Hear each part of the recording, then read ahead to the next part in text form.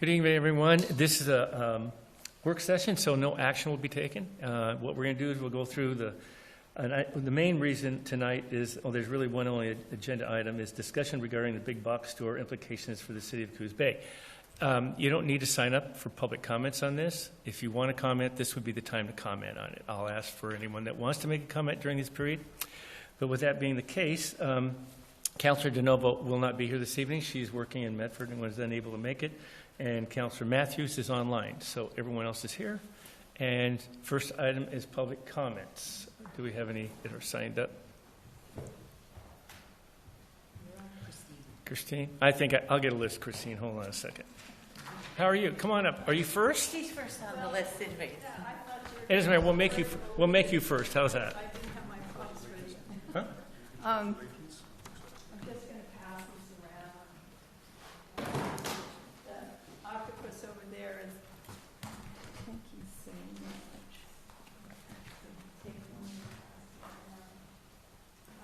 it around. What I'm talking about today is a really important thing in our community that we have done for 48 years is the Oregon Coast Music Association's annual festival. I'm passing around the portrait that is going to be official poster there that Joe has. Those are sperm whales, and there's a great story about them. I also have for you rack cards and an advertising poster and our press release that's going to go out tomorrow. The annual festival begins on the 11th of July and continues through July 25th. We have an outstanding number of events that are going to happen. That is actually, we have a special call out to student art, and we have student art from Bandon High School, and that's the one that's over there. And we have Boys and Girls Club have contributed a number of things, including the octopus over there. And our theme for the art was climate change and the risks to the coastal community. So you can kind of get an idea of when you see the artwork what that means. We want to make sure that you folks know about this, and I sent the advertising poster that's being passed around to Christine for the weekly newsletter. We'll probably have some other updates. We have a lot of exciting things going on, and please hope to see you there. We're always looking for more supporters, and we have the orchestra festival concerts are really going to be over the top, and that's where the theme is on myths, legends, and science. And there's one of the first concerts is going to be focused on the solar system, and then we have our Pops concert that's going to have a lot of myths and legends, and the final one is on our Blue Earth, and we will premiere on that the coastal presentation of a percussion concerto that will include 6 percussionists and a guest percussionist, so 7 total, and it's really a knockout, exciting piece. I invite you all to try to attend those concerts and enjoy the beauties that music can do to bring us together in our community. We need these interactions. And I also included our free concert previews that we do over at SWAC. And that's where you have a chance to meet these guest artists and learn about the music and meet them for free. It's a lunchtime event. So please enjoy what we are going to offer for this 48th annual, and hope to see you there. Thank you very much. Thank you. Appreciate all the work you've done for 48 years. My God, it's wonderful. Anyway, thank you. Christina Bloom, I presume that you want to wait and speak for the the agenda item? Whenever the timing is appropriate. Okay, because you want to speak about the big box store, right? Okay. So now or It'll be on the agenda, so I'll call for any public comments at that time. Okay. Vinton Duggar? Excuse me. Duggan. Duggan, I apologize. That's okay. How are you? Thank you. Good. How are you? Good. I didn't mention to Christine, but 3-minute limit, please. Yes, of course. Thank So, you. all right. So I have three things. One is first, Front Street Community Bike Works. We're doing a community mural. And so I was working on that today. Thus I have my, anyways. So go check it out and come help us paint too and be a part of it because it's really exciting and fun. And then the other thing is I'm with the Human Rights Advocates of Coos County. And our advocacy program is called Growing Through It. And we're very fortunate that we have this great project that we do. It's called Holistic Community Healing. It's the third year we've had it. It's the program that we have called Trash for Cash is our main program that people on the street like. Basically, it's a program where people get to do honest work, picking up trash, weeding, being of service, I can't remember the other ones right now, fixing up vehicles and things like that. And they get to do that for every hour they work on it in service. They earn a $15 voucher for something they need. And so we give them a voucher for Thrifty Sisters or for gas, a lot of gas cards and things like that. So it's this program that we have, and people can step up and out of utter and it's a thing. And so, and I'm looking at the cops too, because we're working with some of the same people. And also I talked to Lance today, and we've got a lot of people up Elrod who are bagging up trash. They've been doing it for months and bringing it down. And I call Lance, and Lance goes over and picks it up. So it's like, it's for the betterment of the whole community, not just the people. So, if you wanted to, give any feedback, suggestions, whatever, guidance, like we're open for that, because it's all of us together. And then I guess the other thing is that, because I am friends with people on the street, and it is a little disheartening when they say the cops talk to them harshly and kind of impatiently when they're picking up their campsite a little bit too late or whatever. And it's a bigger picture than what I know, but it's hard that some of the cops get an attitude, and they're peace officers. So I just want to bring that up, and I don't know how to resolve that, but I just wanted to get that out in the public. So thank you very much. All right, thank you.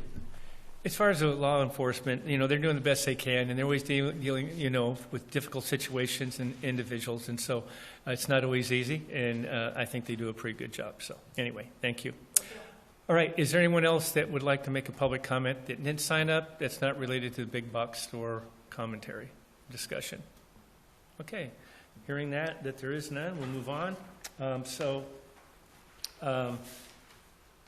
The next item is the discussion regarding the big box store implications for the city of Coos Bay. And what we're going to do first is we'll have Christina Bloom had given us some information that I said would be reviewed by staff, which they have done. And so we'll get a report on that. And then we have our city attorney here also who did some review on this subject. Also Chris from FARS and I have had discussions on walks and other times. So Nicole, you want to go ahead and give us some background on this, and then we'll go through this information from the staff, and then we'll take public comments. All right? Thank you. So at a previous meeting, we were provided some feedback. I think you just shared that, which caused us to take a moment and gather some more data. So that's what you're going to hear tonight. Chelsea's done a lot of that kind of depth in relation to what's in our code currently and what could be considered in addressing whether or not the city has space to bring in big box stores. We said, also, as you acknowledged, we shared information with our city attorney, and he's done some research in regards to legal implications that may have already been out there in case law, if any. And then we also engaged our partners at South Coast Development Council. We got a couple folks here from there. They've done some market analysis. These items were included in your packet. And then the small piece that I added to this was reached out to our city manager listserv, and I do have some feedback in regards to Springfield. I think there was maybe some understanding that they may have been able to do some things that limited some of these larger stores, and that's a little bit contrary when getting that information directly from them. It was more market related. They definitely had a land use process that allowed it, but that store chose to pull out. So I think the totality of that information will help the elected officials kind of determine what next steps are. That's the goal tonight, is to kind of give us some guidance on what you might consider us moving forward with if we want some code amendments. So that's where we're at. I think Chelsea's got a great presentation. Nate's got some feedback, and again, SEDC did pull together some market information. Yeah, so I just want to comment that before the City Council tonight, after all the discussion and information from staff and the market study from SCDC and the chambers here also, is to determine whether big box store development is a problem warranting further engagement, analysis, and regulation in the city of Coos Bay, determined because of actions taken by some of the citizens that have businesses here and are concerned. So therefore, I felt it was justified, and so does the council, that we move forward and get this information out to everyone and go from there. So with that the case, Chelsea, you want to go ahead and give us your report? Yeah, thank you. So I'll just briefly, this is a kind of an overview. I just want to touch on Coos Bay's economy. I want to touch on the city's... Pardon me, could you turn on the microphone? Yes, thank you, Councilor Matthews. So overview, I want to touch on our city's local economy, the current landscape, our local guiding land use documents like the Comprehensive Plan, Economic Opportunities Analysis, and Development Strategic Plan. SCDC did complete a trade area retail gap analysis, so I'll touch on the highlights of that. Talk about what big box stores are, what are the different tools you can use to restrict them, give you some local context, arguments for, against restricting these types of developments, and then just recap some key considerations before you think about what you want to do for next steps. So our economic landscape, I think we all are aware we're in a post-timber transition. And so timber used to be the big booming industry. It no longer really is. We've not since had like a single economic driver replace it. We, as a city, are required under Oregon statewide planning rules to plan for and look at our future economic growth opportunities. We have recently done that. In 2025, we updated our economic opportunities analysis. We prepared a development strategic plan, and so those documents are supposed to kind of be our guiding light when it comes to things like this. We also know there are emerging opportunities out there, and we think that's going to come from our community partners, such as the port, the local tribes, the hospital. They're going to bring forth projects that will bring jobs and growth, as well the city in considering our urban growth boundary expansion. That's going to bring additional opportunities. So we want to keep all these things in mind when we're considering this. Just wanted to highlight the vision statement of our EOA. I mean, it really says that we want to be a thriving place where people of all ages choose to come.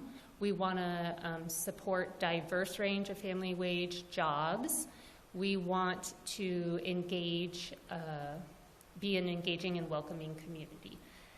We have 4 goals that are kind of our guiding goals. The number 1, strengthen and diversify the local economy. Number 2, make Coos Bay a destination to invest and work in.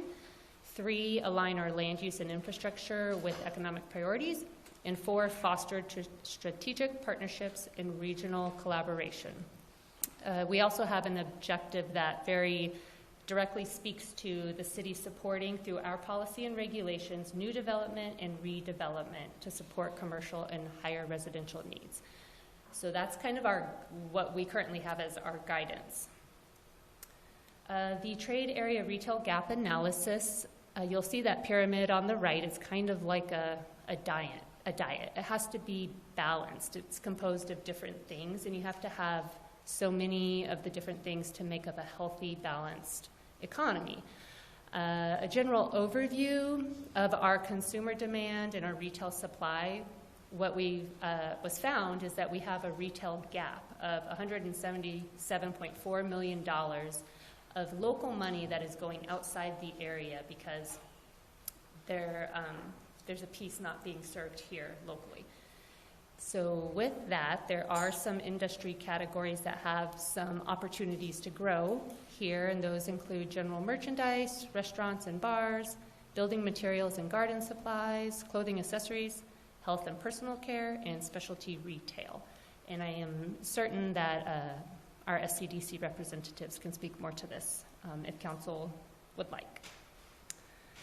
So briefly, what are big box stores? On the left, there's the definition. Essentially, they're the larger retail buildings, usually exceeding 40,000 square feet, can go up to 180 or more than that.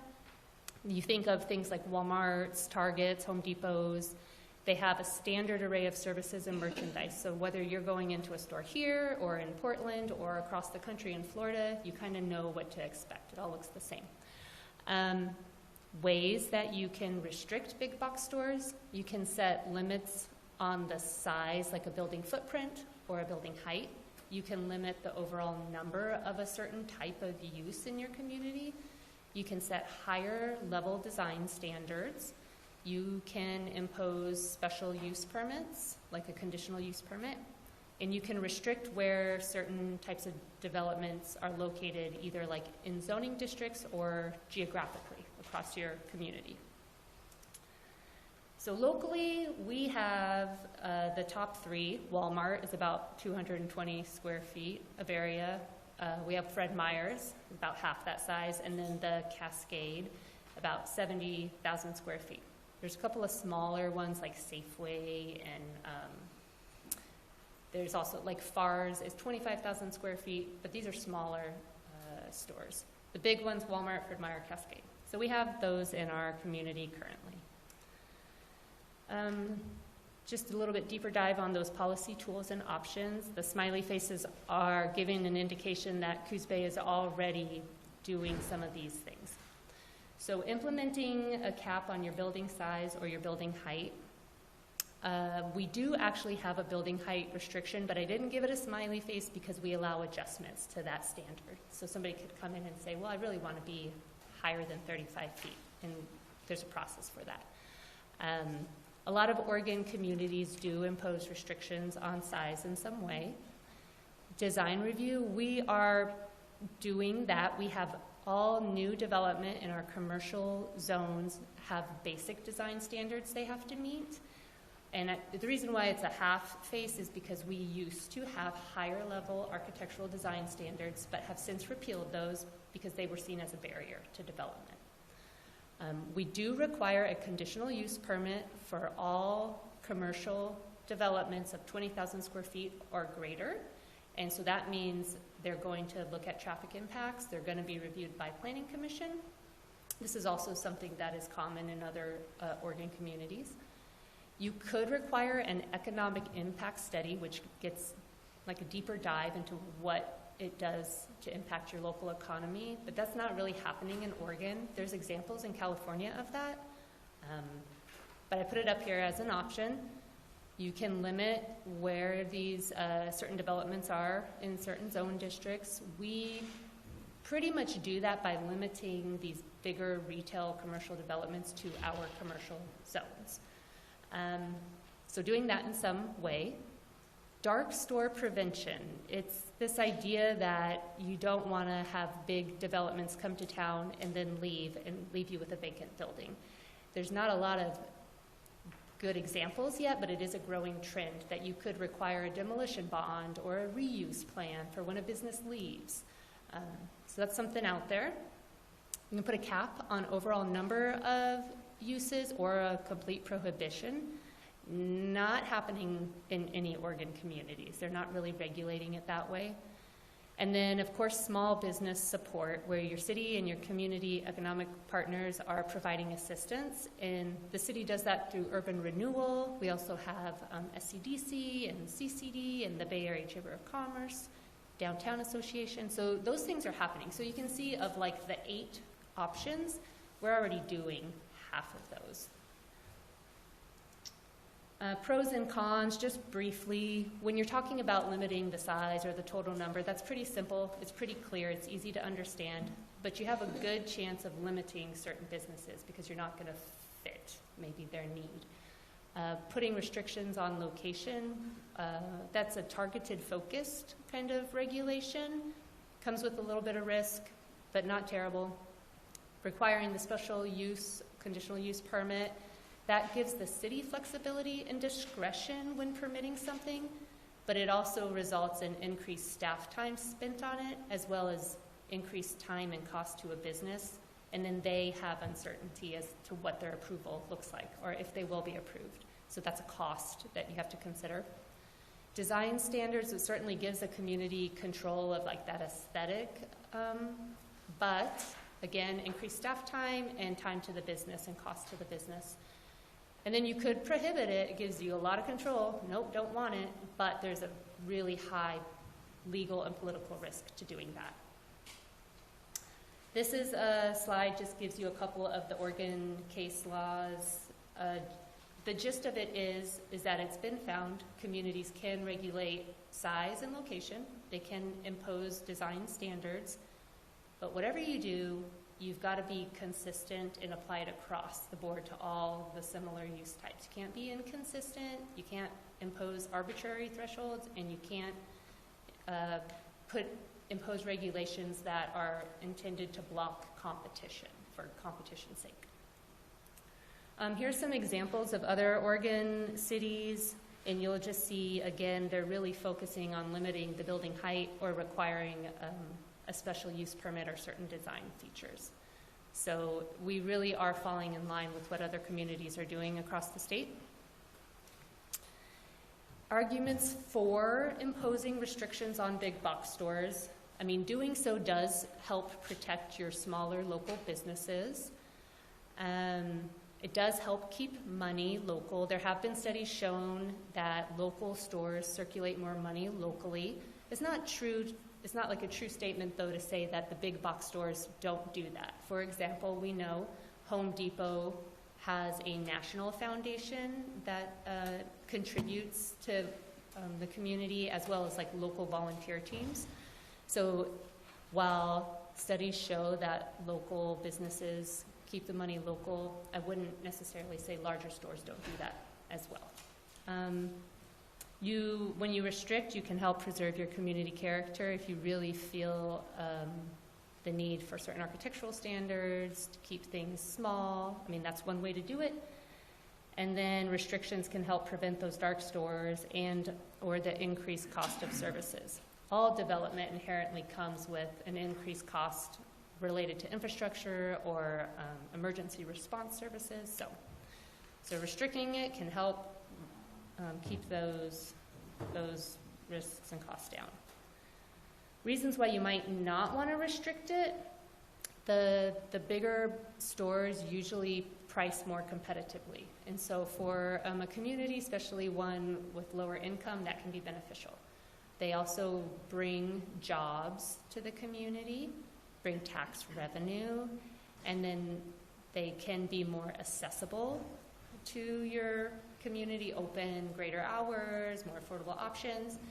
And when a community imposes restrictions on developments, it sends out a message that, hey, we're not open for business. And so to do so would be kind of saying, we're not so interested, thanks, but no thanks. And that might limit other development that could come along with a big box store.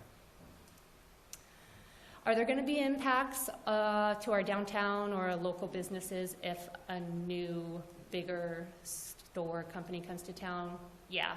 Is it likely that it's going to impact our downtown core area? Probably not, because they're not really looking for the land that is available there, right? They need larger space to develop. But are they going to displace local businesses? It's potential that some of our local businesses would be impacted and displaced. So just I think that's just the nature of that kind of impact. So, to kind of end, the key considerations council really wants to think about when making a decision of, is this a problem? Do we want to regulate it? Whatever you decide, it needs to be in line with our comprehensive plan and our economic opportunities analysis. We want to think about how can we balance the access to good paying jobs, affordable goods with, our community character. We also want to be sure that we're continuing to support our partner developments as well as that UGB, urban growth boundary expansion that we're seeking. And so just ultimately, if you take action, you want to think about how to engage stakeholders. So next steps, recommendations, really consider, is this a problem? Do we need to think about regulating it? And if so, who do we want to engage for input? What does that look like? Did we want some further analysis? South Coast Development Council has offered that they could help us with both the stakeholder engagement and conducting further analysis. Of course, there'd be a cost to that. And so if we went down that path, we could do that work. We could come back to council for another work session and then, if warranted, draft some policy framework. So that, in a nutshell, very quickly, I know, is my presentation. Feel free to ask questions. We have Nate, we have Lexi and Lamar from SCDC here. Okay, anyone have a question for Chelsea first? Anyone? I just want to say, when did you start putting this together, Chelsea? Oh, just within the last month and a half. So impressive, thank you. Yeah. That was a lot of information, pretty concisely given to us. So I do have a question. We didn't mention anything about antitrust laws or anything like that. Does the city have power to regulate that or establish that to minimize price gouging? So if the big box stores come in and purposely undercut pricing as to gain a market share, I believe there are a series of antitrust laws to prevent them to do that, to keep the market a more fair playing field.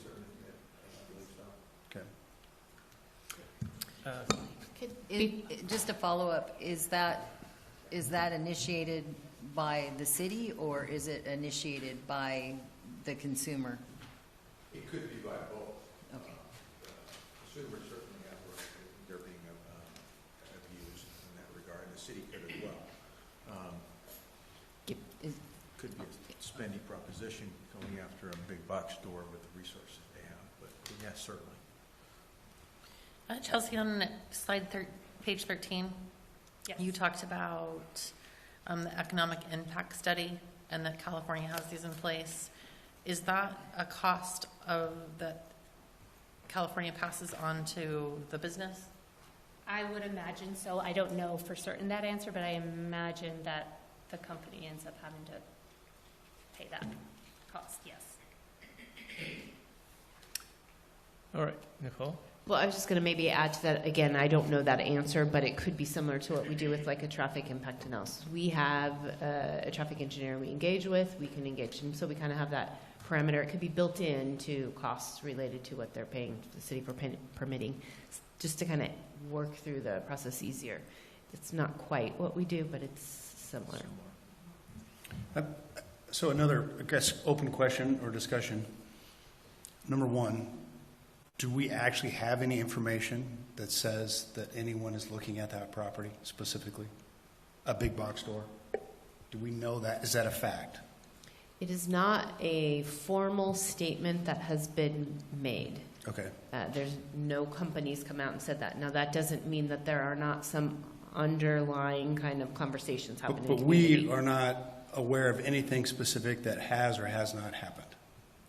That is true. We did attempt to put in a letter of interest for the property on Ocean for our city shops, and we were not allowed to because there was already interest posed by another organization. We were not given that detail because they're in a non-disclosure kind of working period. Over the last 40 years, how many times has a big box store been interested in coming to our community, roughly? Twice that I know of, and I don't know if Nicole knows more.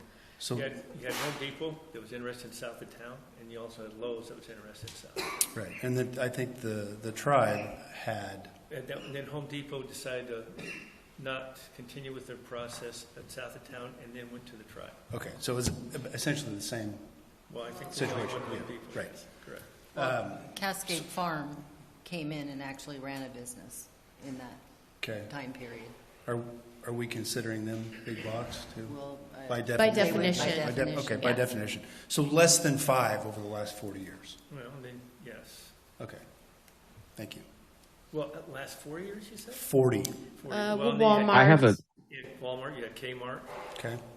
So I would say that J.C. Penney's was maybe a large one, which does in fact have one of those vacant building issues, which we are now still dealing with in our downtown corridor. I don't know if that qualifies as a large box store, but Sure. it was a national chain.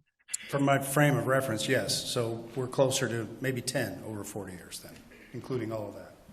And I don't know about Pony Village, like where Macy's was at one time. I don't know how many square feet that is, and now where Hobby Lobby's going, so I have no So idea.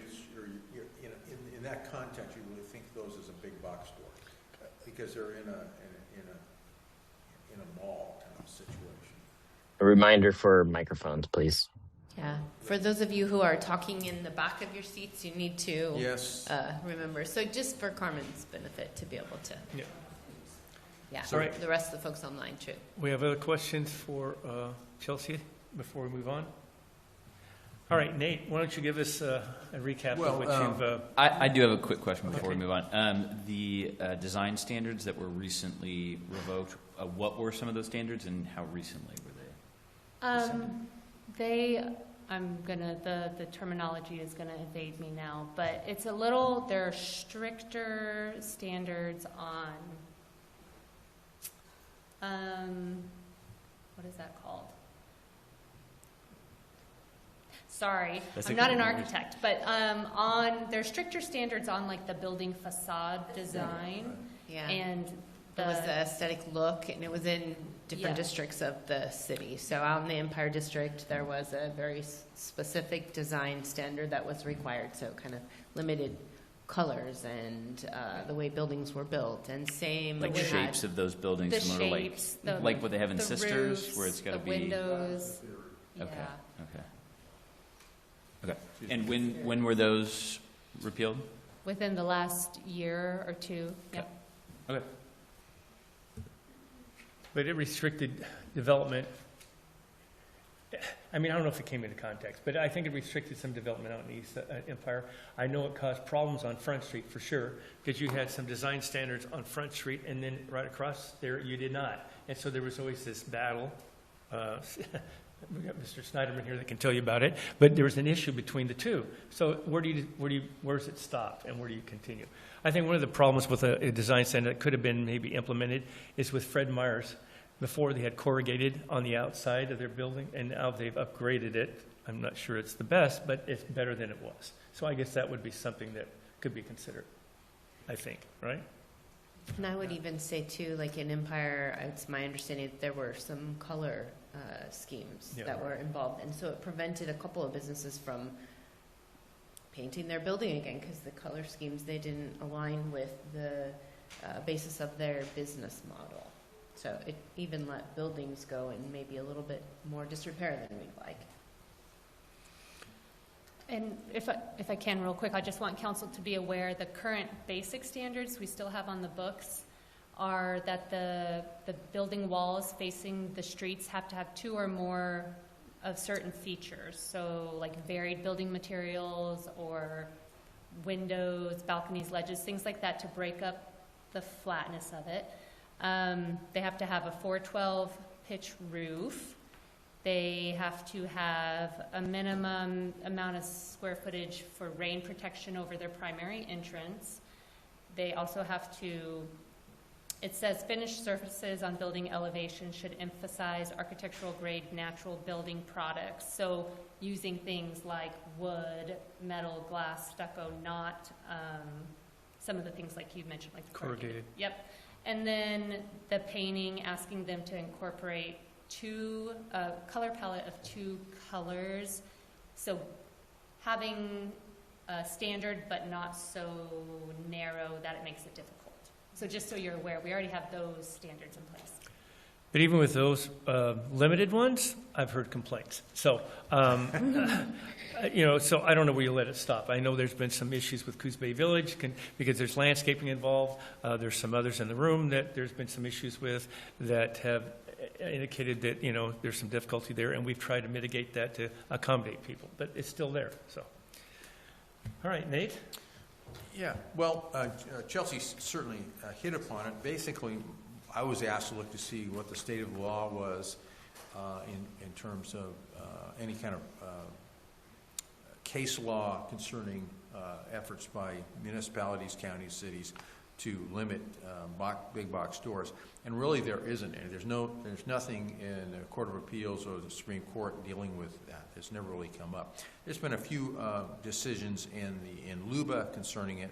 Most of them actually have to do with the process of whether the process of the hearing, what evidence was presented, whether testimony should have been allowed or more testimony, which really doesn't impact on the fundamental question of whether, to what extent restrictions can be applied. But the few cases that have come across, as Chelsea pointed out, do support the proposition that municipalities such as the city and counties can put reasonable restrictions on big box stores. And the typical one, as again Chelsea pointed out, she did a good job. It has to do with size, square footage, and other restrictions I think we've talked about in terms of maybe facade and things of that nature, build certain standards. And I think they can have higher or different standards than maybe others in terms of appearance, just because of the nature of the beast they have there. Now, we're talking about, it's important to bear in mind that we're talking about new construction and a new thing. In terms of things that are existing, there's not a whole lot of control we have over that because it's an existing building. And you certainly don't want, and I think you would run into trouble if you are trying to create some arbitrary standards that really don't fit into the real concerns of the city, the legitimate concerns of the city. And you certainly don't want to do some things that are intended to block competition specific as to a particular retailer. That's where you can really run into some problems. But generally speaking, I think the law in Oregon would not prevent the city from putting reasonable restrictions on new construction of a big box store, and in terms primarily concerning size and height. So that's really the gist of it.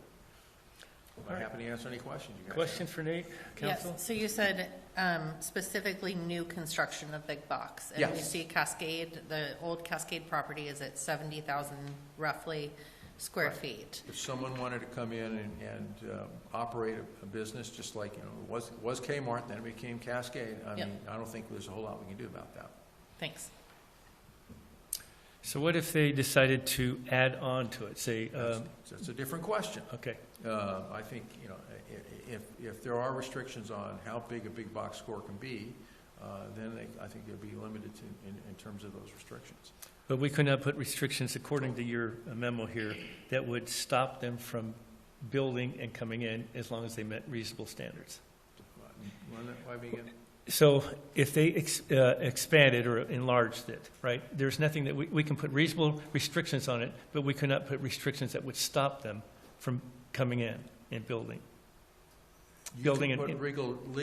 Reasonable. Okay, you've got a 70,000 square foot there, and they wanted to make it 120,000. Right. But if we had regulations that were in place that said you can't have more than 80,000 or 90,000, they could expand, but only to that limit. Okay.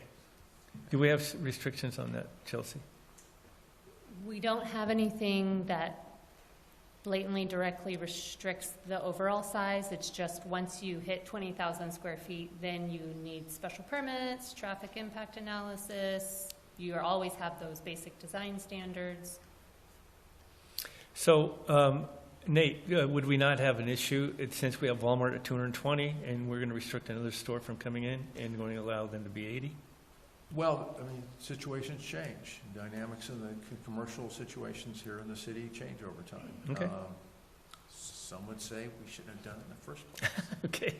All right. I have a question. Is there a separation between a commercial, like an industrial use, versus retail use, size, capacity? Well, industrial would be in industrial areas, whereas commercial would be here. So I think there is a difference.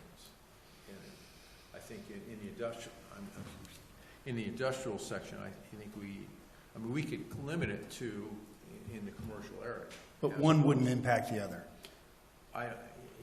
Unless you wanted it to, yes. Okay. I think wouldn't have to impact the other? No, they don't have to. Questions, Renee? Do we have a height restriction?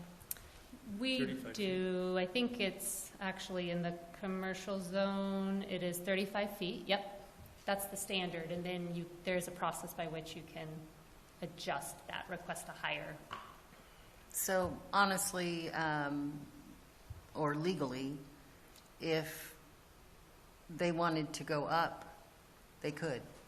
They could if they went through the process. They kept the same footprint, they could expand their square footage by going up. Yeah, I mean, if we don't have a limit on square footage, they could expand that, and they could do so by going up, yes. Yes. But it's still going to include the square footage either way, so. Well, if Because we if don't, they have if we don't have a limit on square footage. No, we don't. Yeah, that's what I'm saying. Right. All right. Any other questions for Chelsea or Nate? All right. So this will be the time for public comments on this topic. Is there anything, Pardon? any report from SCDC? Do you want to take the report now from SCDC? That's entirely up to you. I think Chelsea Okay. hit their high points already, and so they may just be available if you had some questions or if there was anything that you think of Did you want substance them to come wanted up to add. and make a comment or no? Oh, no, I just, Okay. if, All right. Okay. So we have that in there, and I think Chelsea covered it. So we're going to have the public comments now on this. And so Christina Bloom, you're on here, so you're more than welcome to be first if you'd like.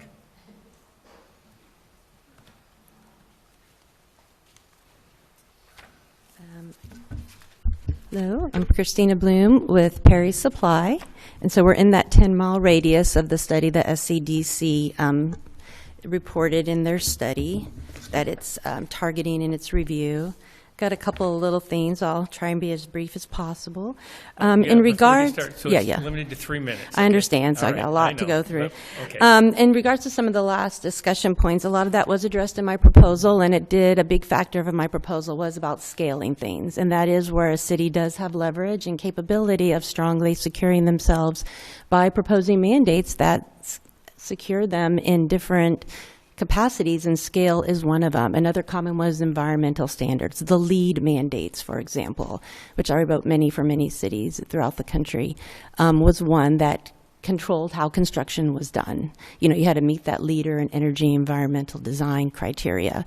So you are legally protected by creating mandates that you have a say in what your city looks like. You don't have to bend over for any big guy with a lot of money that wants to come in and say, I can make a lot of money for your tax bracket. Let's see here. In the SCDC area retail gap analysis summary, that 177 million gap, a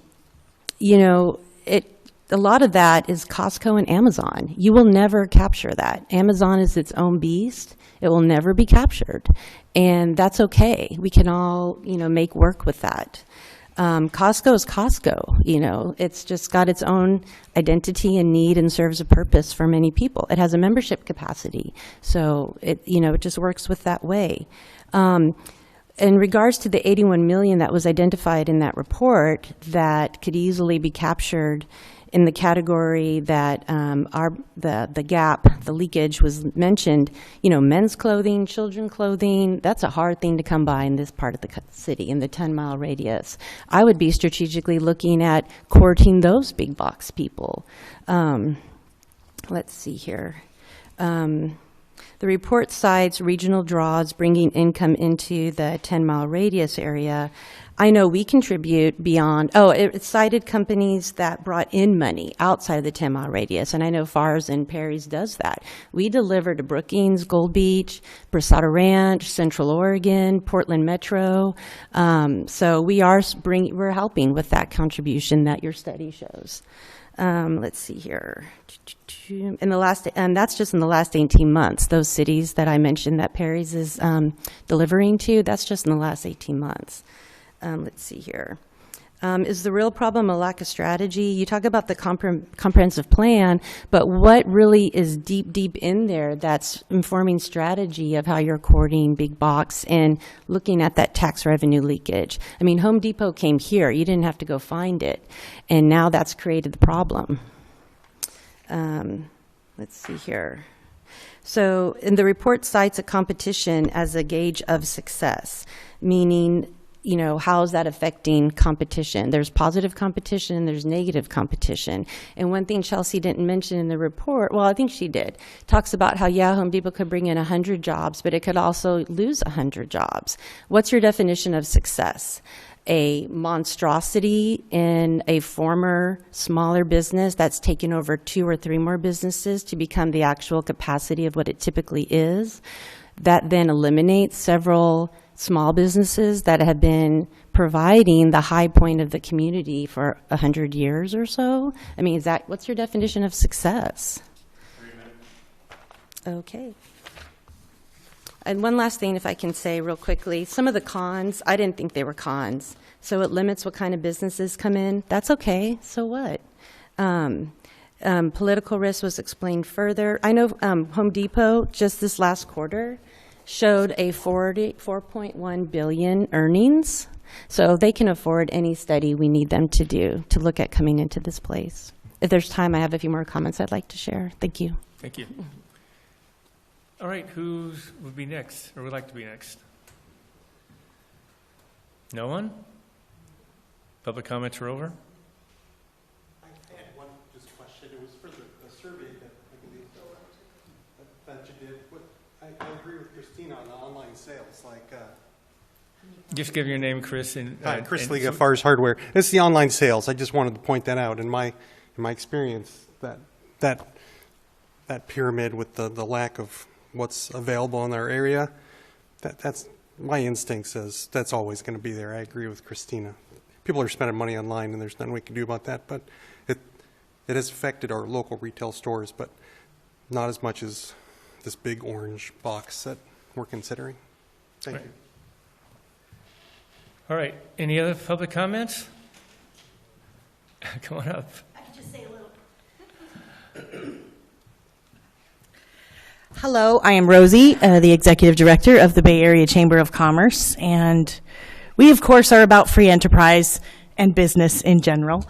But this does sound like something that would affect our members. Lots of them, 10 to 15 of them that I can think of right off the top of my head. So we would like to see more studies about how this could affect family jobs, wages. Is Home Depot going to keep everybody at 23 point whatever hours so they can't qualify for benefits? How are they going to pay their people? I guess I have a lot of questions there to make sure that we're looking at all those options. So we would like to see some more impact studies if that's possible, in order to help everyone make better decisions about how they feel about it. But all in all, that's what I have to say about that. Thank you. All right. Anyone else? All right, so, yes, come on up. I have 3 minutes. Can I give it back to Christina?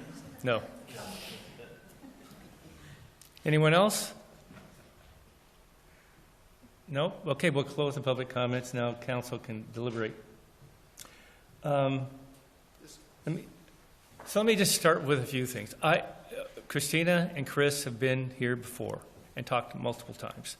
Christina sits on the Planning Commission in North Bend. I've asked, has this been directed to North Bend? Has this been directed to the county? Because just in this context, if you don't, in my opinion, if you're going to go down this road, this needs to be for the whole county. Because if you limit it to Coos Bay, doesn't mean that North Bend can't do it. And if you leave it Coos Bay and North Bend, to your point, Rosie, then you need to think about the whole county. And so how this all affects. Where does it stop? I mean, so for you to put this onus on us and saying that you need to do it, I think it needs to be addressed that you need to do it in a broader scale. If you're going to do this, you need to address it in a broader scale. It doesn't mean I support it, but it still needs to be addressed first by that way. The other thing I would say is, what is the big guy? Where does that stop? I've had this discussion with Chris. If Home Depot theoretically is making this offer to Cascade Farms and they're in negotiations, I know there's other places, because I've talked to developers that want to come in here, that if they don't go in there, then somebody else is going to come in there. And Chris doesn't want them coming in there either. The next person down that I offered about that. So where does this stop, right? I mean, where do we limit this kind of development to happen? I mean, I just don't know where it stops. Hobby Lobby's coming in. That's going to affect retail. I mean, it might not be as large and considered box store, but as Nate has said, it's still in the context of big box store. Tractor Supply, right? We got Walmart. And so, in my opinion, where are we going to stop and put the limits on? I understand there can be some regulations, and I think we can do that. I think reasonable restrictions, but I think if we take a hard line on this, in my opinion, I don't want to be the first Supreme Court case in Oregon. And I think that if we put a hard line on this, that we are in that potential situation, in my opinion. So that's my comments. The rest of the council can chime in however they believe. I was going to listen. I know that's unusual, but my comments are going to be from more of a global, bigger perspective. And Chelsea pointed it out. We have been economically challenged for approximately 40 years. And I believe we need strong economic development in our community. And in my opinion, that is a way to help us solve a lot of the issues that we have with regard to infrastructure, with regard to housing, with regard to public safety. All of that can be at least significantly impacted by a strong economic market. So from that standpoint, I feel like we as a community want to say we are open for business. And we want to encourage people to come in and invest in our community with their capital and their resources and the jobs they provide. Now, if I'm going to go underneath that a little bit, I would love all of those jobs to be living wage jobs. I would also love that the individuals that come to our community are invested in our community and not just here to take what they can get and leave when that's gone. I do think that we have some, if I'm looking at from a free market capitalist, we want the businesses to come to us and grow. And we don't want to overregulate them and disincentivize them from coming to our community to grow. I also think that our community's fabric is made up of our small and local businesses. And so we don't want to just replace those with huge retailers. But there should be a balance in there somewhere. And we don't want to make it so that we don't want to establish regulation that prevents larger businesses from coming to our community and helping us grow. And it can be a win-win for everyone. So, at the risk of rambling, I don't think there is a problem with the big box stores issues. There's just not. We talked about over 40 years, there's maybe 10. And I bet most of us are missing the JCPenney's and the Macy's and those stores that have been here and gone, the Bond. So I don't think there's an issue. Does that mean that I don't think that it wouldn't be bad for us to have, someone had said it earlier, I think maybe Christine, you had said it, is we do want people to come here, but we don't, forgive my language, we don't want to just like bend over, right? And say, thank you very much. We are a great place to live and grow and be. And we want people who want to come and be part of that. And we should be able to say, yes, we want you here, but this is what we need because this is what our community wants to look like. Can Home Depot do that? Yeah. Could Lowe's? I'm trying not to label any, store as negative or positive. Anyone that wants to come to this community could participate in that. So if we wanted to establish or at least do more research, market research, and establish just general regulations. I like the leads. We want them to come in and use good building progress. It doesn't change the cost of building much, maybe 0.5%. We would want to make sure that we had some sort of antitrust type of laws. There are multiple levels, so they couldn't come in and just drop below cost to sell and push out all our local small businesses to keep it fair trade. So I think there's a few things we could tweak without imposing significant regulations that there's going to be, as you said, Chelsea, a signal out there that says they really don't want anybody in there, so we're not going to waste our time. I spoke a lot. I'm not sure I said very much. I hope there was something lucid through all that. Thank you. Stephanie? Yeah, I do. I have a lot to say. I'm probably going to break it up because I can't get through it all in one sitting. But I do want to say, and it just came to mind, I attended a celebration that Walmart held, because Walmart's come up a few times tonight, with their employees not too long ago, because there wasn't anybody to represent the city at that point, so I went out there. Their employees were so excited, and to give the number, it was 400 people that were employed through there. It may not, I've also been the recipient of events that they have helped sponsor, and they have put employees out and volunteered on things like the bus jam, provided I understand the concern that all of that money is going back out of the community, but I can't say it's all going out. It's an investment in people who are living there that give an opportunity. So that's that point. And then I'll formulate my next thoughts and come back to me, please. Someone else wants to speak. Anyone else? Comments? Yeah, since we're talking about Walmart, I mean, Walmart is one of the most terrible companies that exist for workers. I mean, they use cost-cutting strategies, as you alluded to, Rosie, to make sure that their employees are working under the benefit thresholds. Walmart employees are one of the largest benefactors of public services. They're on SNAP. They're receiving housing assistance. Other taxpayers are subsidizing Walmart because they don't pay their employees well. So Walmart's not a great example, in my opinion. I'll pause there. Jacob, Carmen, either one of you?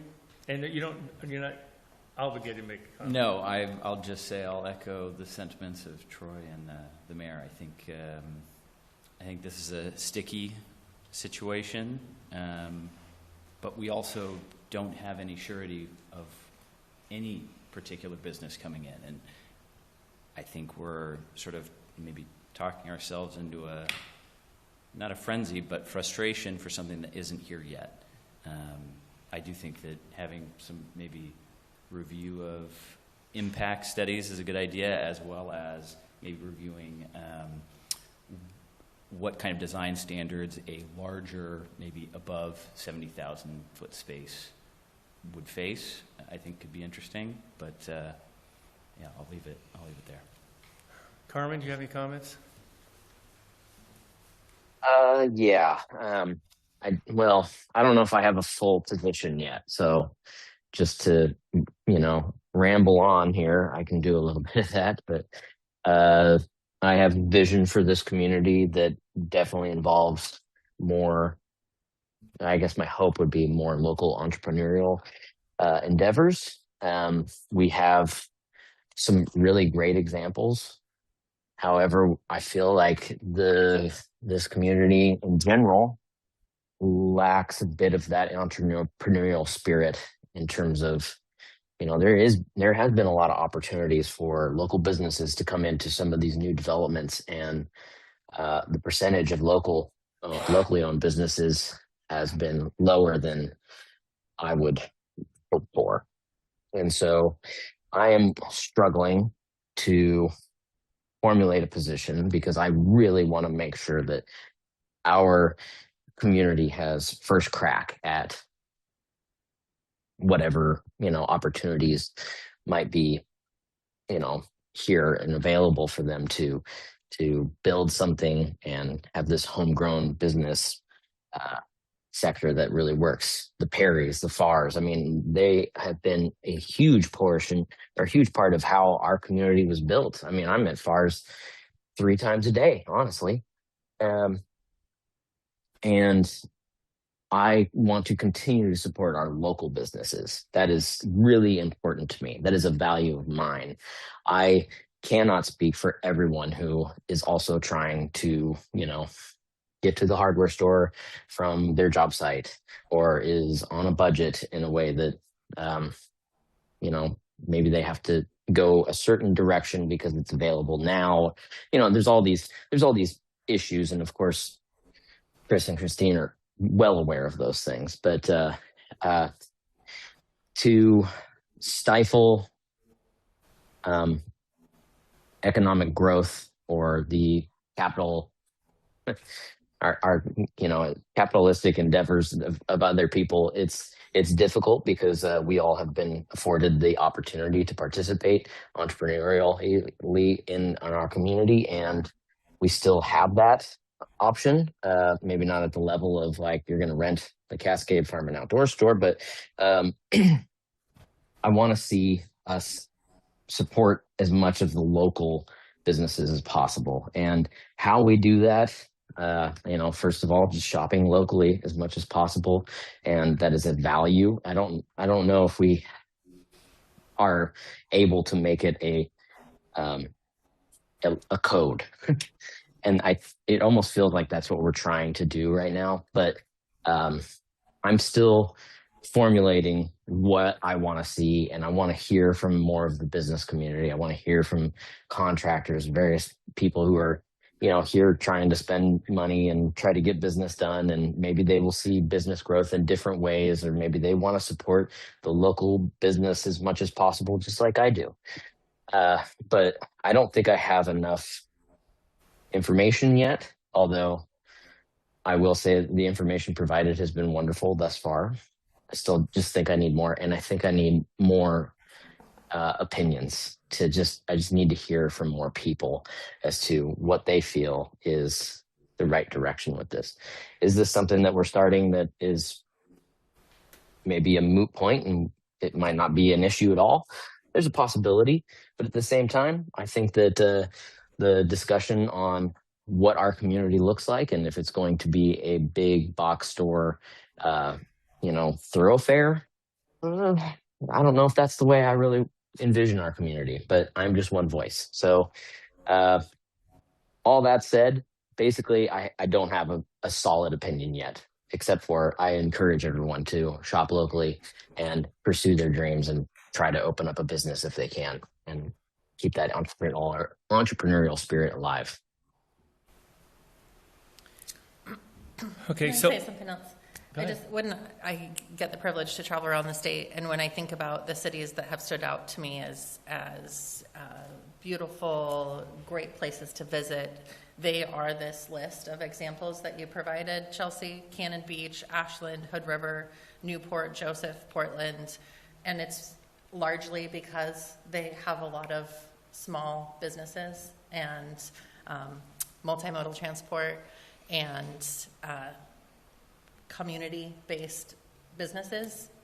And when I think about the places I've traveled around Oregon that I don't necessarily want to visit again, they are places that have largely only big box stores, and which bring in quite a bit of vehicle traffic and reduce the number of small businesses in a community. And so I appreciate Councillor Matthews' comments. I do believe we need to get some additional perspectives, but I also know that we have all visited places that have a big box store, strip malls, and I don't actually think that's what we want in the city of Coos Bay.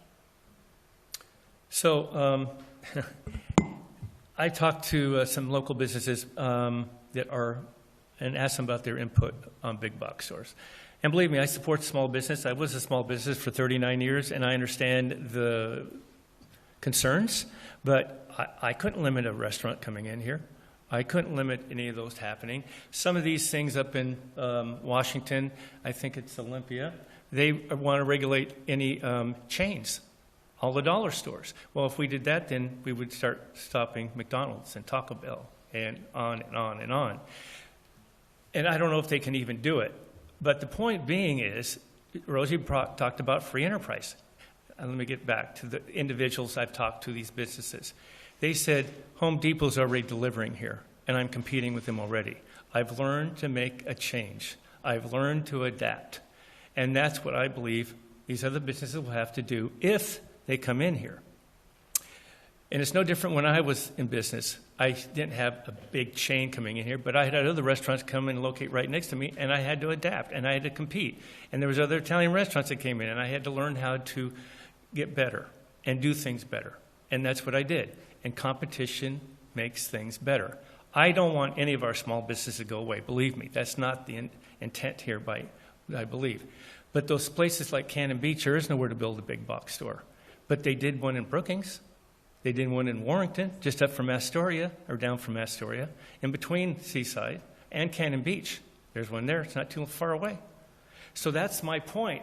That big box store is still there servicing those communities, right? And that's my other context is, we need, if that's the way you want to go, then you need to show how this would be regulated throughout the whole county, because otherwise it doesn't make any sense. Yes, Cannon Beach doesn't have it, but Warrenton does. They have a Costco, and they have a Home Depot, and they have other big box stores up there that service those communities. I think the whole community in that area is 16,000. Coos Bay is 16,000. So, and I just don't know where we're going to put the stop. Where do we stop what comes in here? Where are we going to regulate? I mean, and I understand, but where does it end? And I don't know. I think it's a slippery slope, and I don't know where we put the brakes on, or what we say can and can't come in. And that's what I wrestle with here. So, anyway. I was just going to make a couple of my comments that I came in here with. And I was actually going to cite Warrenton. That region up there is much smaller than the community of Coos Bay, North Bend that they serve with that big box store. They also have some heritage businesses, same down in the Brookings area, very similar to Fars. I think one of the businesses out of Brookings is 104 years old, and their Home Depot is just 25 miles away. We haven't even talked about the contracting aspect of limiting those larger stores that contractors use to build things in our community. When you start limiting some of those things, you impact the cost of housing and development as a whole. So I want to keep that in mind. I ran a business for almost 30 years, a small business that was in a highly competitive place. I employed 7 people. Not a lot, not huge, but those 7 people were specific to that career in the broadcast industry. And every time a radio station went on the air, which it happened twice in the last 15 years, and they were educational stations, which have that heartstring that pulls at your heartstrings about maybe spending your advertising budget there as opposed to over here, and then anything economically that happened in the community. If there was an economic downturn, advertising was the first thing that went away when other businesses had to cut costs. So I was constantly trying to adjust my model to make sure that I could compete and keep those 7 people employed. Competition is tough, but it's good in a lot of ways because it makes us evaluate on a constant basis what we're doing to make sure that we're serving our community as a small business. And so I loved some of the information that you provided, Christina, because I think that helps us up here, but I also believe that we have to maintain that free enterprise in our community, and Troy said it, and the mayor also said it in his comments. I just don't want to, belabor that point, but I did want to make those 2 points that, it's a constant. I've lived in this community my entire life, and I've watched businesses that have been here long term and are still here, that have made those adjustments to be able to continue on. And I think I don't like to just offer a problem without a solution. I think there are some things that we can do through those partnerships that we have with the Coos Bay Downtown Association to assist with helping to market. I mean, we do the shop local thing, and remind people constantly or consistently throughout the year to support those small businesses, and maybe look at, I'm in the business of marketing still, so maybe look at different ways to assist in helping to remind our community to support those small businesses, because I truly believe that they are the backbone and the fabric of our community. All right, other comments from counselors? So, go ahead. I did, sorry. The retail gap, 177 million, the numbers you use to do that are only what come from our community? It doesn't account for online stuff, right? Lamar, Lexi, are you able to confirm that? Sorry, you were going to have to come up at some point anyway. Lexi Woodward, South Coast Development Council, and Lamar Hoy, Economic Development Manager, and I'm the Executive Director. We actually were not prepared for that question and don't know. Got a lot of other points that I thought might need to be clarified in this report, but we will need to ask the data provider and get back to you on that. Okay. And I don't know if it's a problem or not. I will just say that Pandora's box is opened and it's not closing. Yeah. Right? So more and more people are buying more and more things from the internet. And that, if I'm a small business, if I'm a small retail business, that would be the most concerning thing for me, because I think what you, as a small business retailer, what you hedge on is your service, is your come to me, we'll figure it out, we have knowledge base, we'll work with you, and if you need something, I can get it for you, right?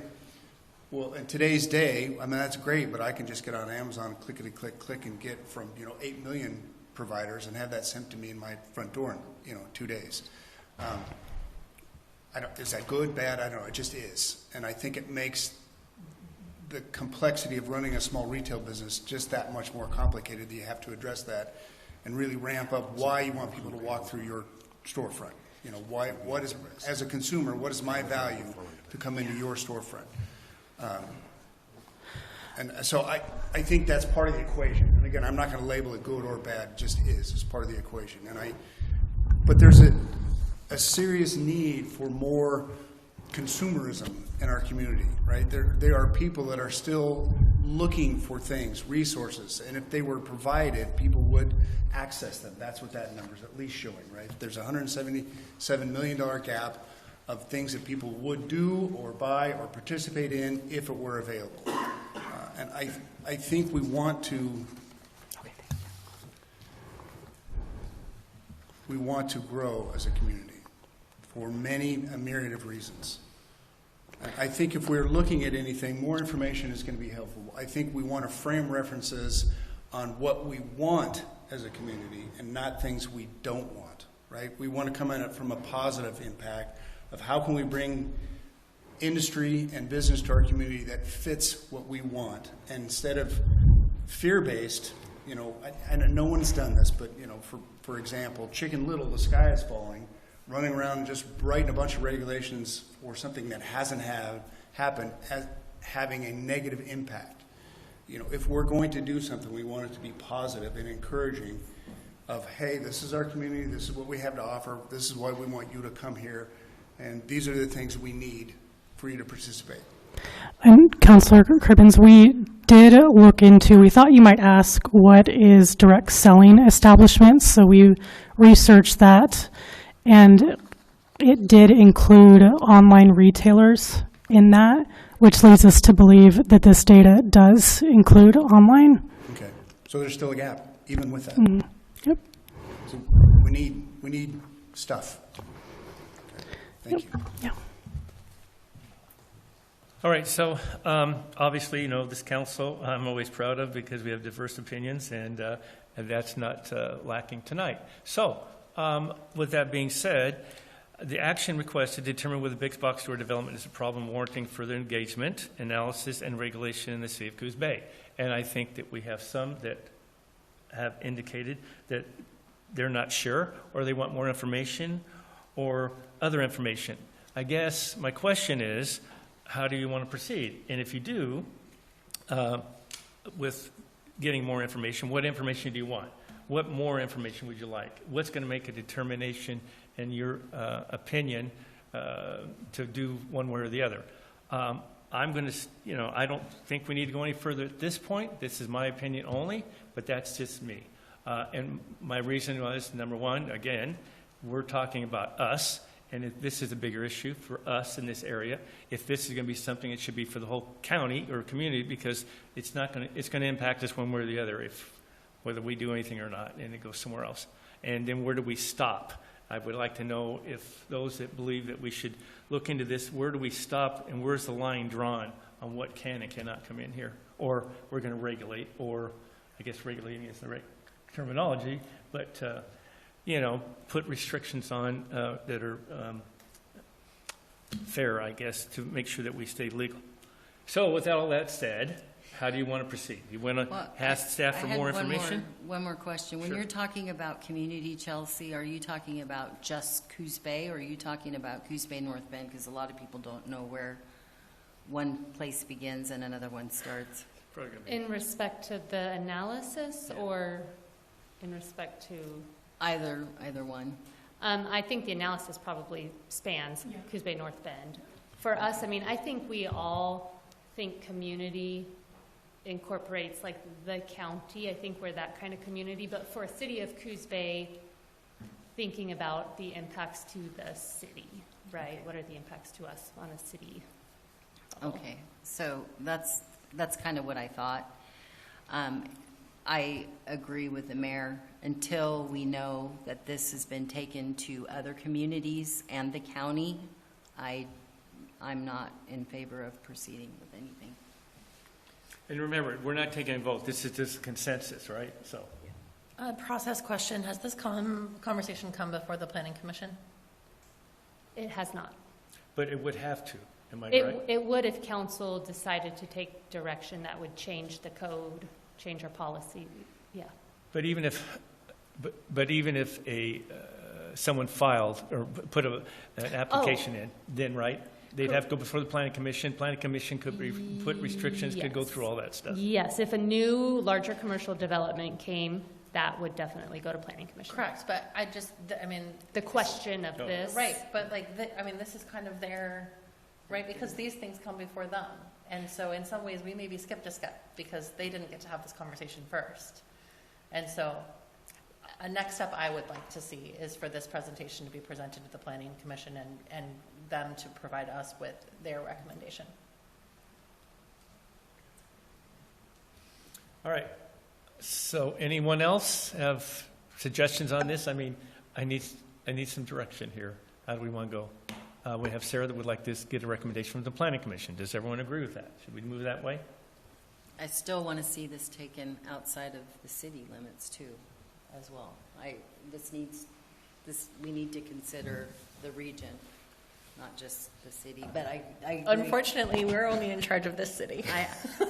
Well, except that it came to this city, and I don't know that it's been taken to the county or the city of North Bend.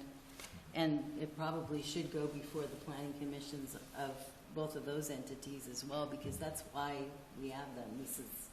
This is their expertise.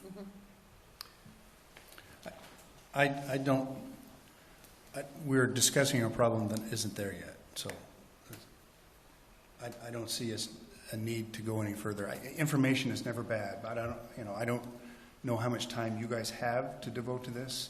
I don't know how much money we have to spend towards this. Not that you're asking staff input at this point, right? You're having a conversation amongst yourself.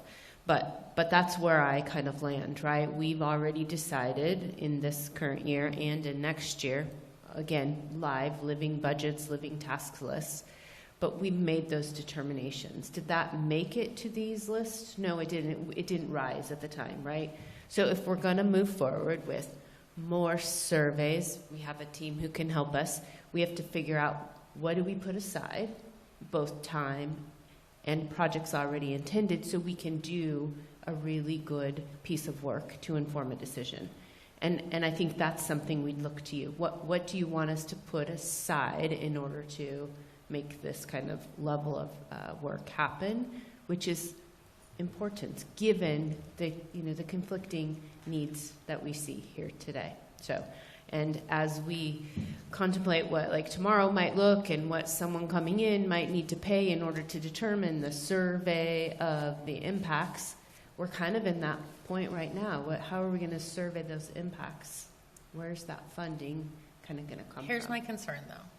If, right now, right, you say there's no problem, but do we face a bigger liability risk if then there is someone that submits a permit, and then we want to revisit the conversation because that permit's in place?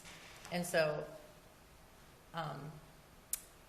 I stand by my recommendation to bring it before the Planning Commission, because this is their body of work.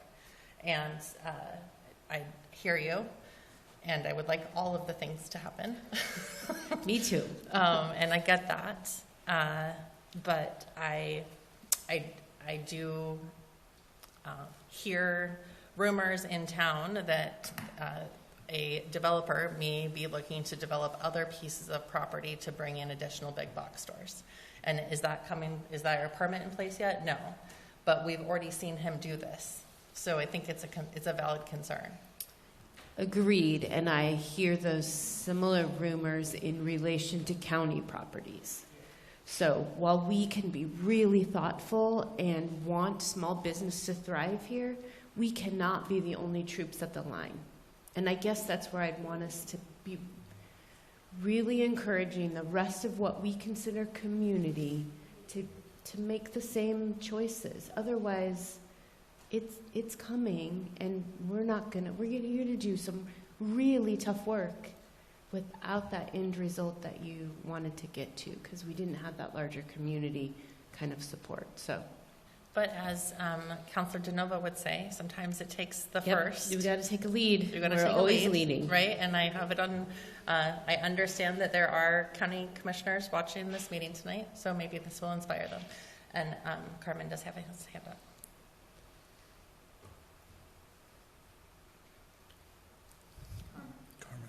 Oh, Carmen, yeah, go ahead. Yeah. I hear the time efficiency quotient of this, and what should we be spending our time on? And I concur that maybe this is not the best use of our time. I think the Planning Commission could look at it. That makes sense to me. But I definitely want to focus our council goals on making our city more livable. And I, of course, have some strong positions on that and what livability of this community looks like. And so I know I'm going to focus on that. In terms of the larger planning structure, I think the Planning Commission should continue to have a conversation of what is a master plan of our community, what does it look like, and that would be fine. If that's where that conversation happens, then at least we are free to do our work, and so is staff. So I'm fine with setting it down for right now and passing it off. So you're interested in the Planning Commission looking at this, is what you said? Carmen? He might have hit the wrong button instead of mute. Just He a might mic have drop. left. Just mic drop. Oh, he's back. So, yeah, Carmen, were you said you want the Planning Commission, you agree with Sarah to have them review this? Well, I don't know if there's anything specifically to review, but right. I agree. Okay. Maybe to have a conversation about what our future, plan for development might look like. I mean, it's my understanding maybe they're not having as many meetings as are scheduled, so maybe they could start talking about what the overall, commercial landscape of Coos Bay is going to look like, and maybe that gives us a place where we can start approaching specific businesses for filling in some of the gaps in that, that big spending gap that was presented. So, maybe they can help us out with finding some solutions. And that being said, if they can do a little bit of work on that, maybe a local entrepreneur will step up. And I would like to see us focus on supporting local businesses as much as possible. And, we already kind of do that with our building improvement program. And from what I understand, most of these big box stores probably won't be in our urban renewal zones. So it kind of makes sense there. But I think they should be having conversations about the breakdown and the master plan or design of our commercial landscape in this community, and that could go there. All right, so I do know that we did a Front Street plan and we did an Empire area plan also. And Chelsea, can you mention the rest of we have a land use planning. Is that kind of what Carmen's asking for, that the Planning Commission's gone through, or am I wrong? No, it does sound to me like Carmen is asking for something a little more like that, doing some long-range master planning for our commercial zones, but that has been done for the Empire District's been done for the waterfront, Front Street area, and kind of contemplated also in our economic opportunities analysis in that development strategic plan. So these were not concerns that came up through any of that work. So what kind of work are we looking at? I mean, is this something, the master plan I know I've done, like we've done at the airport, these are huge undertakings that take years to do and a lot of consulting. Is that what would be necessary? Yes, hundreds, thousands, yeah. Okay. So I think what I'm specifically requesting is that this presentation is provided to the Planning Commission and that they're able to have a discussion. I am not suggesting a comprehensive plan, but I think it is a great presentation that you put together. There's a lot of work that was put into it, and I think it's important for them to have these considerations when they're making decisions. I think that goes without saying. I don't know that we need to edict that, right, though? I mean, because I agree with you, that's great. This is information that wouldn't hurt anyone to see. Yeah. And since that is their ballyhoo, we should send that. But as far as what we're talking about doing, I don't know that we need to do anything. Well, I agree. I don't think we do at this point. Well, I don't think we do, because I think there's a lot of logistical issues that I have problems with taking a stance on this. Now, whether we want to have the Planning Commission review this, I have no problem that they can get the information and review it, yeah. But I don't know if we're asking them to come back with a recommendation, or are you? I would like their opinion. Okay. Yeah. But then, then again, I'm going to question, just like Nicola said, and we've talked about, if they give us an opinion that says whichever, what about the opinion of the rest of our community, which is the county? Then what? I mean, that's what I wrestle with here. And I'm not sure if it's incumbent upon us. I mean, I think we've taken the information from Christine Bloom and the information I got from Chris, and I think it's been addressed. Now, whether it's what we want or what they want, I don't know, and we can go further with it. But if we do, then I think we need to broaden the horizon. And if we do that, is it incumbent upon us to do that? No, I don't believe it is. I think it's incumbent upon whoever would like to go and address the County Planning Commission and the North Bend Planning Commission and go from there. That's what would be necessary. So now we can get an opinion. We can get an opinion from them. I guess, would that be difficult to do? No, I can certainly present this to the Planning Commission and ask for their input, and then bring that back to council. Yeah. That's what you want. Okay. Some silly clarification. Is that not what SBDC does for the whole region, right? You gave us this information. You guys come up with plans. You talk about economic development, and you work from Brookings all the way to Florence. Florence, right? Mm-hmm. So that encompasses our entire community. Yeah. So the information about what we're missing and what we need is and we did go ahead and get these exact same studies for all 12 of our incorporated cities. We just haven't yet put it in a nice report yet to get it to them. But that all 12 cities will be getting the exact same report that you all received tonight. So I think that will be helpful as well. Yeah, I guess there's a resource right there for that information. Yeah. And again, they've offered to grow that information, very specific by community surveys and stakeholder kind of engagement and those kinds of things. Of course, we're members, but our membership provides a certain level of service. Those would be kind of outside of that, and so they can definitely give us some costs associated should we wish to take that path. We have tools. We have folks here who can help us learn more if necessary, and you guys wish that. Thank you. Yeah. All right, so what we have before us, go ahead. You have no comment? Thank you. Okay. So what we have before us is, do we send this to the Planning Commission and for them to review and get an opinion? And that's, I guess, what's pending, what I can gather from this. Consensus. Well, okay. We're not voting on anything. I need a consensus. All right. So who wants this to go to the Planning Commission and come back for review? I do. I think there's a consensus to have this presented. Sorry. I can always turn my microphone on. Old broadcaster. I think there is consensus to have them receive this report and offer information back to the council. Well, what's stated for an opinion. Review it and give us an opinion. That's what was stated, I believe.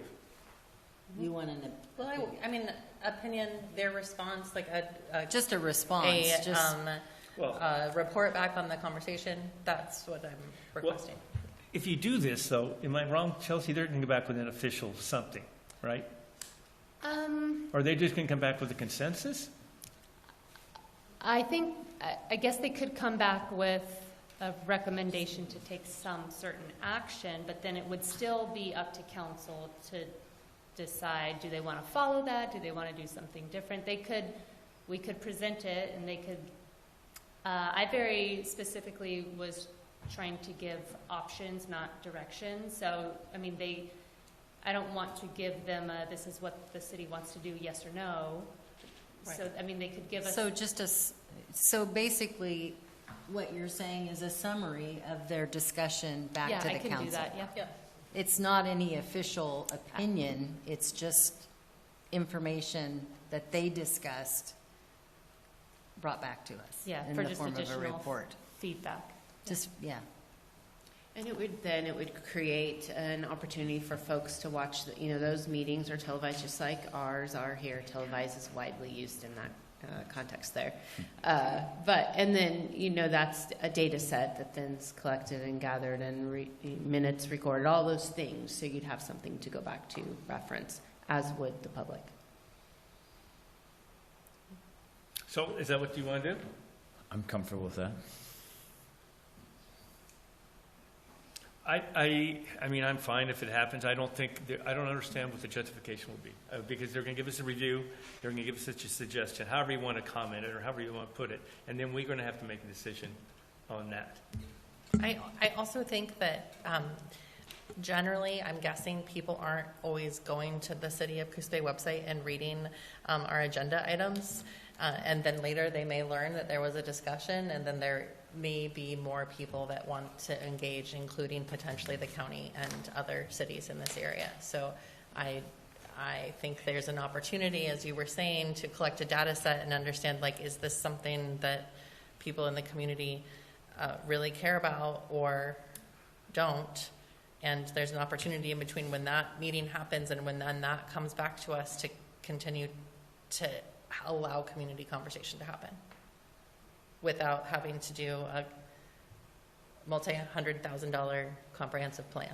Well, that would be a master plan. That's why I was asking that. I want to clarify where we were going to go.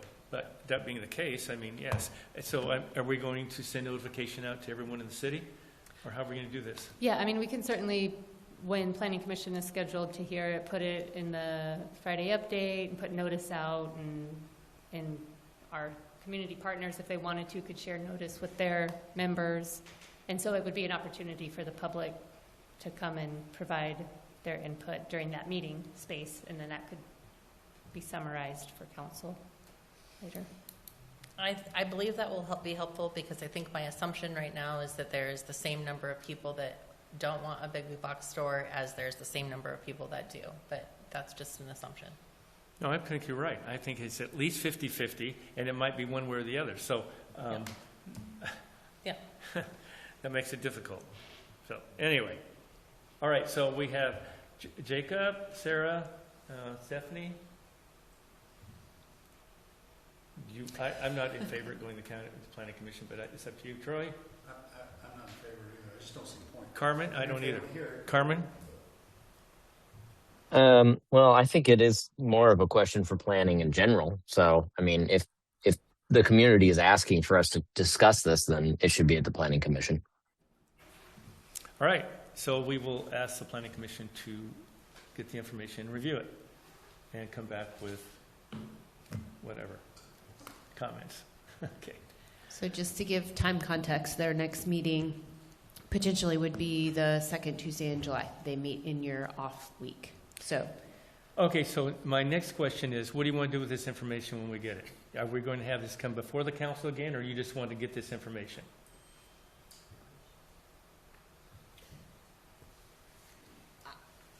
I think it should be in a work session. I don't believe it's any official action, because, again, there's a lot that needs to happen. I agree with that. In my opinion. I agree with that. Okay, all right. so that would be a July 14th Planning Commission meeting, followed by a July 28th council work session. All right. So that's the only agenda item. I do have some other items that I need to have discussed with the council. So anyway, couple things. You're more than welcome to stay, or you don't have to. We're not going to discuss this anymore. I understand that. All right. The first thing is we have the Anderson building. And Nate, since we have you here, you want to take a break, or you were right? I think we're good. Okay. We have a couple of things. The mayor had a couple of questions, not related to this topic, but. All right, so a couple things is the Anderson building facility thing came up about where we're at. We don't have, so it's in a flux, I guess. The Anderson building used to be the Lemon Tree Bakery. Oh yeah. So it's under bankruptcy. Is that correct? That's our understanding. I'm sorry. I was distracted by folks leaving. Can you say that again? I apologize. The Anderson building on Anderson. Yeah. The Anderson building on Anderson, where the Lemon Tree Bakery is. It was. We were in the process of condemning it. Then we found out that there's a lot of liens against it, and it was not cost effective for us to continue on. Yeah. And so therefore it sits. Now it's going through bankruptcy, I understand. Yeah, so we actually took it to hearings official. That was one of our properties that we took. and had a judgment so we could go in and abate the issue.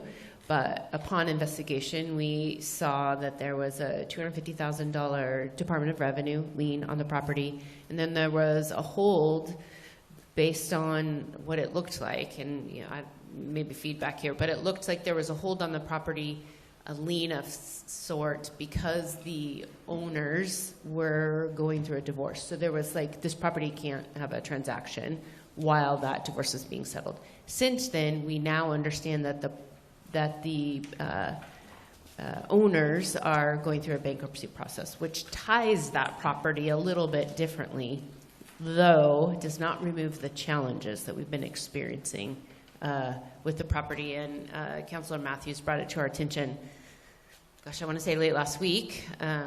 There was some plastic that's been on the roof because it has been, the rains were impacting the structure of the building. So they put some plastic on there to preserve the building a little bit. It's, of course, in our environment, not a long-term solution.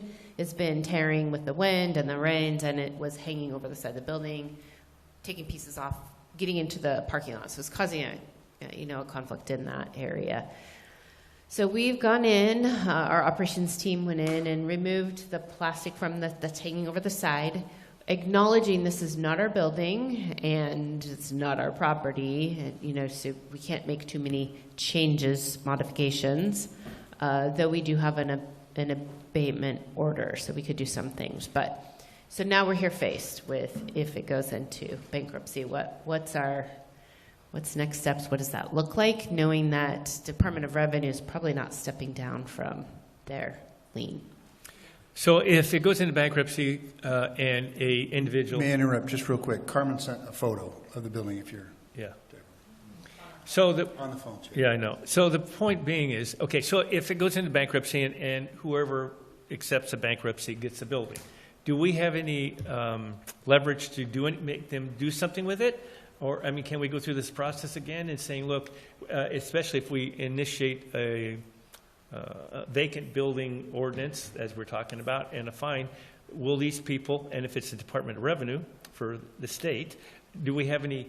Well, if it's a bankruptcy, then the trustee, the bankruptcy trustee basically has control of the building, and the idea would be to sell the building Right. to someone else. Right. Whether it's Department of Revenue or whatever else, I don't know. If we have a new owner, certainly I think we have a right to, it's not a pretty situation. It's a nuisance. It's a dangerous building, and we have ordinances that provide that need to be taken care of, and if it's not taken care of, we take a hearing, so that process. So what happens if it sits there, if they take it in bankruptcy, they take ownership, am I correct? Yes. Okay, so then at that point, we can enforce our ordinance. Yeah. Now, can we enforce it with the Department of Revenue? Okay. Well, because I agree that I think something needs to be done. We need to try to, whether it come up with an agreement with the Department of Revenue, or if it's an owner or whoever it is. Having a hard time hearing online. I'm sorry, I keep forgetting. I think they'd probably be easier to work with than some of the people we've worked in the past. Okay, all right. A technical question. If as it's going through bankruptcy, who owns it there? Does the court own it? Essentially, yes. And could we do our ordinances through the court? That, I think, is a little more difficult problem. Okay. I get your point. It's like, but at some point, don't we have a hammer we can say, listen, we are going to condemn this building if you don't do something with it? Because meanwhile, we just keep sitting here watching it. I understand that. But I think once the bankruptcy, how long does it take? How long does that take? I don't know. Does it?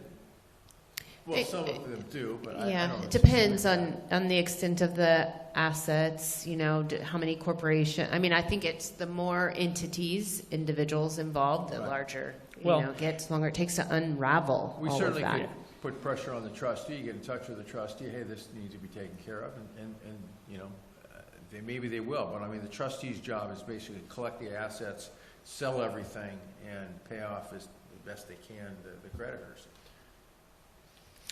Our hammer is, which is not feasible, is that we can take the building and pay all the debt.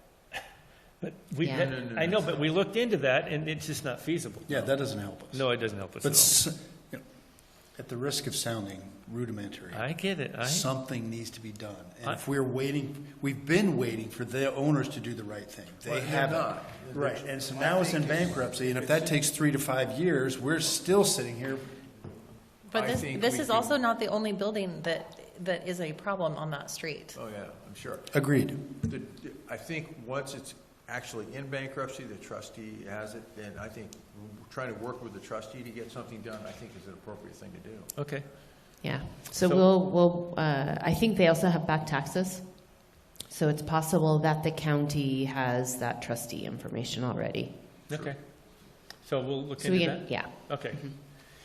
And then, of course, there's the buildings. Do we know where the Fletcher building is?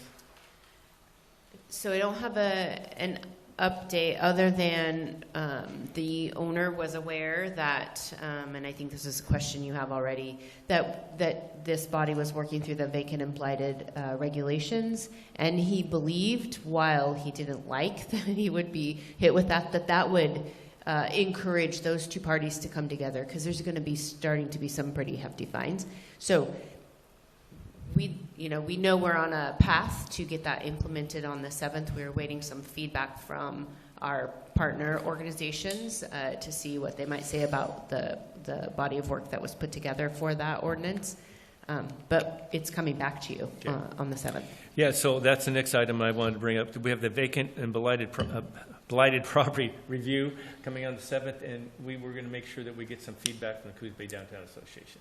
And I haven't gotten any of that, but I haven't checked back in with them. I did get feedback from the East Side Neighborhood Watch, which is a new kind of formed organization. They didn't really have any real big concerns over there as far as properties that were vacant or blighted. They have a couple, but not big concerns. And we've had some conversations with Community Coalition of Empire. So I'll check it. We need the Downtown Association to give us any feedback they might have. Okay.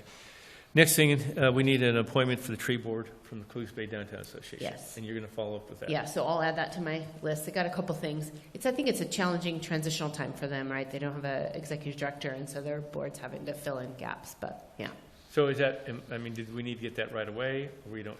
The tree board's another one of those advisory kind of committees that are struggling to get quorum on a regular basis.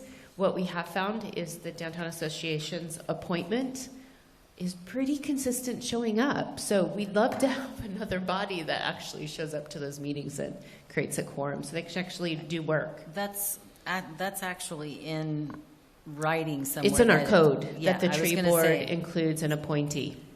from the Downtown Association. Yes, and then this body ratifies that. Oh, good, then I did not lie when I told them that, because they were not sure why our organization was having a person on that.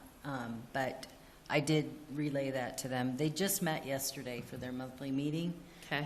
But I do have an email going out to the entire board because they're going to be doing the job listing probably by Friday.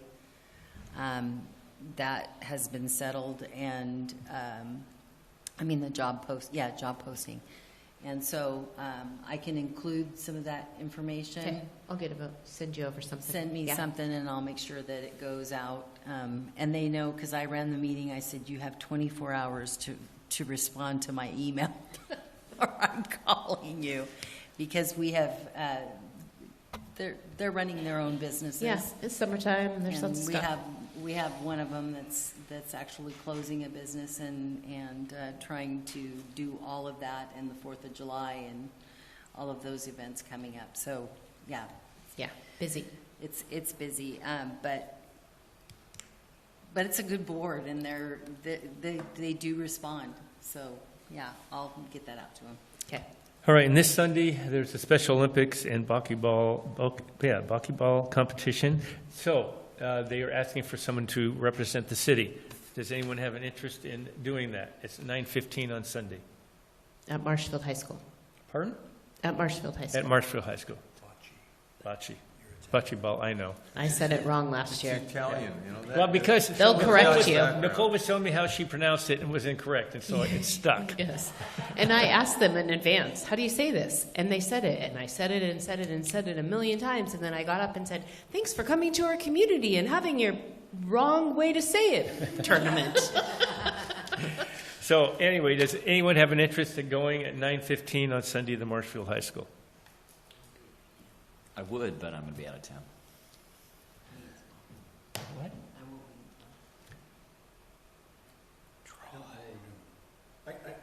You're just I'll tell you what, basically let me saying know. thank you. You know, welcoming. It's all the different Special Olympics teams from around the state come to this community, and it's split between North Bend and Coos Bay. They break it up because they're size-wise. And it's all ages that are part of Special Olympics, and they're competing against each other. So you're welcoming them to the community. If you can't make it, let me know. I'll go. Okay, I think I'll try to go. Okay. Melissa's making me go to Tribal Restoration Saturday. I'll make her go to this on Saturday. Fair. I'll tell you what, I did the bowling tournament, represented the city at the bowling tournament with the mayor of North Bend a couple of years back, and you will never be more appreciated in your life. They are so happy to have city representatives there, the competitors. Anyway, if you can't for whatever reason, let me know. I will. I'll keep you in the loop. All right. Okay, thank you. I'll let Janice know. Is there anything else, anyone else to mention that we need to know about? All right. 4th of July, there's going to be activities at the park. Oh, we'll have a council meeting before this. No. So anyway, there'll be activities at the park, right? Yes. In the library, Sammy might be able to fill in the gaps here, but the library, as part of the 250th anniversary, is doing a scavenger hunt. If you go around the community, you pick up a sticker. We have a bunch of these at City Hall, the various departments. They have them at the library. And take a picture with the sticker in it and submit your entry. There are awards. So there's a motivation. And so what time do the activities start at the park? And we're going to have the fishing thing or not? Fishing pond or not this year? We are going to be assisting the Boy Scouts doing fishing derby from now on. Oh, nice. Okay. So activities start? I think 10-ish. All right. Yeah. Okay. I will tell you, it's been a challenge for getting people, vendors in there. And a lot of them have dropped out. Yeah. It's the Downtown Association, so it's this legacy has been like, I think the firefighter auxiliary used to do the Fourth in the Park, then supported. Before that, my mom did. Okay.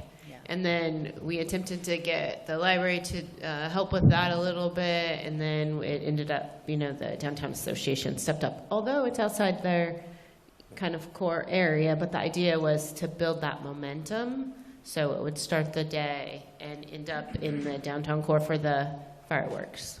So. Okay, but the firecracker run will still be. Yes. Right, and then we'll have the fishing pond by the boys. And there are and girls. some booths that and there'll are be there. some other activities. Okay, all right. And what time are the fireworks? Saturday night. Dusk. What time is that?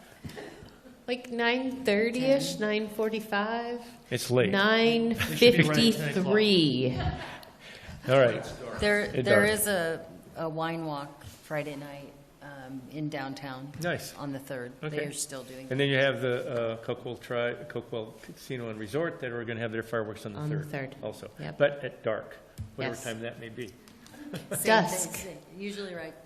It's Will it be usually dark- around 10 Will it be o'clock. dark earlier or later Friday than it is Saturday? I'm not tracking all of those details. All right.